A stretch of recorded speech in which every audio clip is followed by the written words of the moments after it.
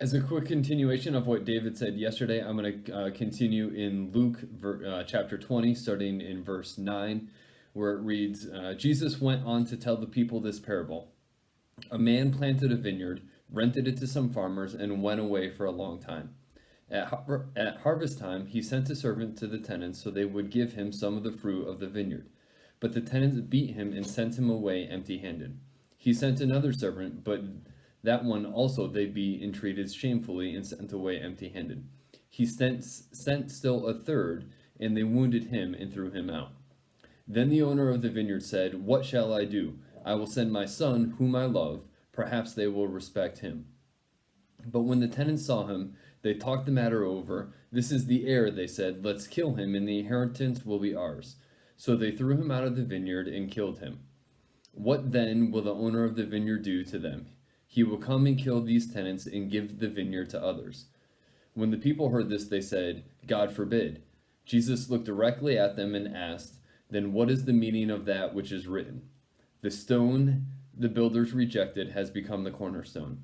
Everyone who falls on that stone will be broken to pieces. Anyone on whom it falls will be crushed." The teachers of the law and the chief priests looked for a way to arrest him immediately, because they knew he had spoken this parable against them, but they were afraid of the people.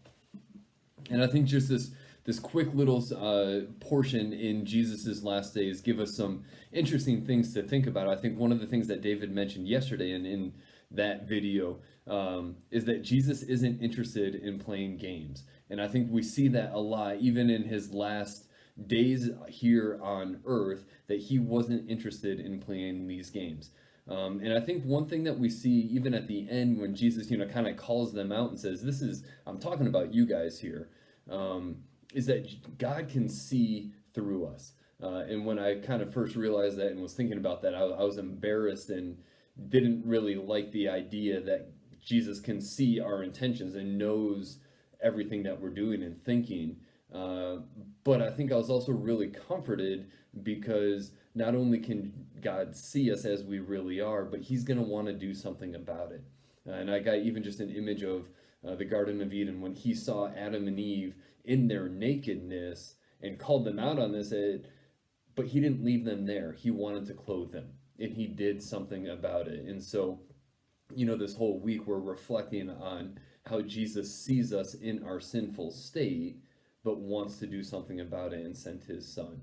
And then one other thing that I saw in here as well is just looking at the way that people acted in this parable. They weren't very patient. And even the owner, saw that a couple things happened and then sent his son. And then it just kind of seemed like 3 strikes and you're out. And I've just been enjoying a reflection of recognizing how patient God is with us in the fact that he's not going to give up on us, and we'll mess up a number of times, more times than we can count, and yet he is continually patient as well. And then I think one thing that's also just so interesting about this is we know, looking back, reading in hindsight, and we can see that these are the last days of Jesus. But one of the things that I love to see is that he is still preaching and he is still teaching and he is still trying to give people an opportunity to trust in him. To his very last breath, we can see him reaching out to the lost, reaching out with a heart that desires to see people to come and know him personally, know who he is as the Messiah, as the Son of God.